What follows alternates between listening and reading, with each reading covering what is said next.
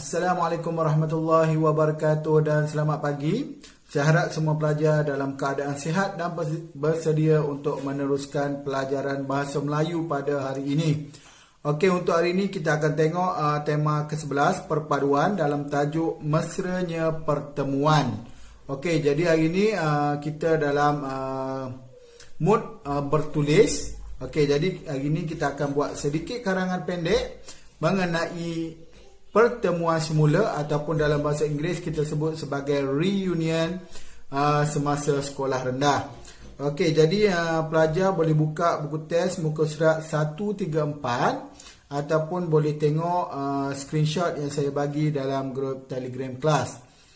Okey, sebelum tu kita tengok mengenai apa yang kita nak buat hari ini, iaitu 3.4 menulis untuk menghasilkan perenggan dan karangan secara terancang.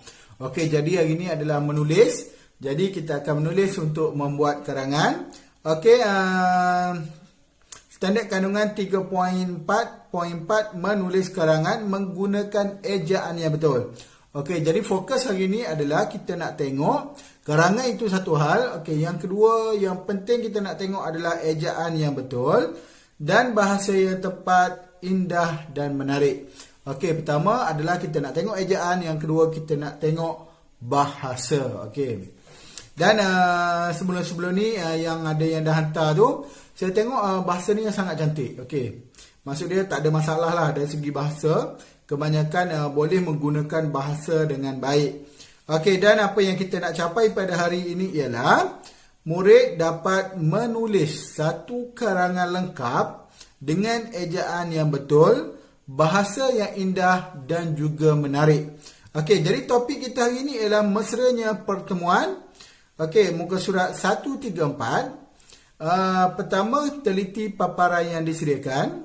Okey, aktiviti yang kedua adalah hasilkan karangan tentang aktiviti perjumpaan semula ataupun kita panggil sebagai reunion. Okey, gambar yang pertama. Okey, pelajar-pelajar, Amira dan Nadia terlibat dalam aktiviti perjumpaan semula kelas tahun 6 Akasia sesi 2016. Okey, jadi Amira dan Nadia ni merupakan bekas pelajar tahun 6 Akasia pada tahun 2016. Jadi pada tahun 2021 mereka nak mengadakan reunion ataupun perjumpaan semula dengan rakan-rakan mereka semasa sekolah rendah hari itu. Okey, jadi yang pertama kita tengok gambar yang pertama. Mereka berkumpul semula dengan sahabat yang terpisah. Kenangan lama bertaut kembali. Okey, jadi isi yang dibagi ni ataupun berkumpul semula dengan sahabat yang terpisah, kenangan lama bertaut kembali ni adalah isi lah. Okey, yang kita boleh gunakan dalam karangan nanti. Jadi pelajar tak perlu nak fikir isi lain, boleh terus gunakan isi ini sebagai isi utama untuk menulis karangan. Okey, karangan hari ini karangan yang senang saja sebab karangan ini hanyalah karangan peristiwa. Maksudnya pelajar meluahkan kembali peristiwa perjumpaan semula tu. Jadi tulis semula peristiwa yang berlaku, gambarkan. Itu saja. Jadi pelajar tak perlu nak fikir isi yang berat, tak perlu nak fikir huraian dan tak perlu nak fikir contoh. Senang je.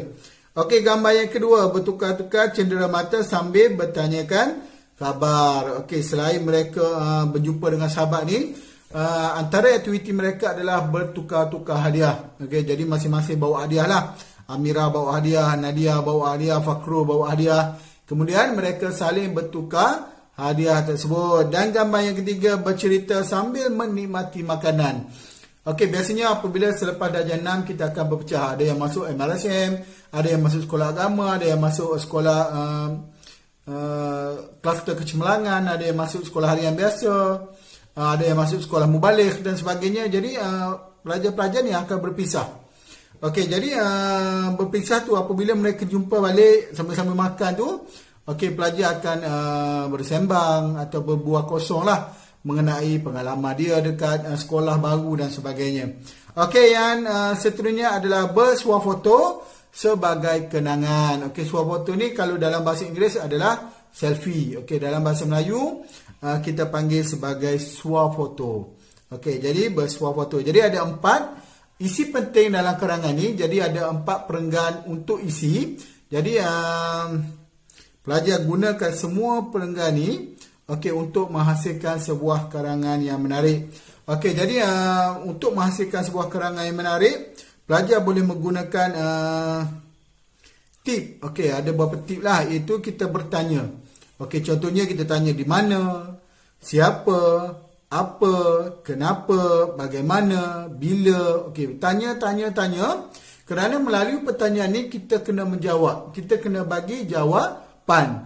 Okey, ini bermaksud secara tidak langsung akan ada idea baru yang dikeluarkan oleh pelajar apabila pelajar bertanya dan pelajar menjawab. Contohnya kita ambil berkumpul semula dengan sahabat yang terpisah, kenangan lama bertaut kembali. Okey, jadi dekat situ kita boleh tanya siapa? Sahabat tu siapa sahabat?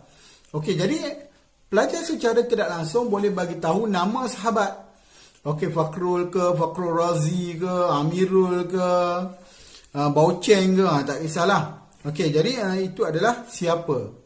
Okey. Kemudian di mana? Okey, di mana perjumpaan itu diadakan? Okey, di mana? Di sekolah lama ke? Okey, di sekolah parit betak ke, di sekolah parit patah ke, parit masjid ke dan sebagainya. Okey, di mana kita boleh tanya. Kemudian apa? Apa yang dia buat?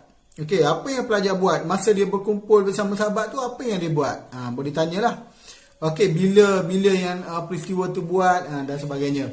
Jadi dengan bertanya ni pelajar boleh mengembangkan idea secara tidak langsung. Okey, jadi tugasan hari ini senang saja. Okey, pelajar hanya buat karangan. Okey, dah siap, boleh hantar pada saya. Kita bincang mengenai ejaan kalau ada salah ataupun dari segi bahasa. Okey, dan kalau pelajar tidak pasti boleh tanyalah. Okey, saya rasa setakat itu saja. Assalamualaikum warahmatullahi wabarakatuh dan selamat pagi. Saya harap pelajar boleh meneruskan pelajaran dengan cemerlang pada hari ini.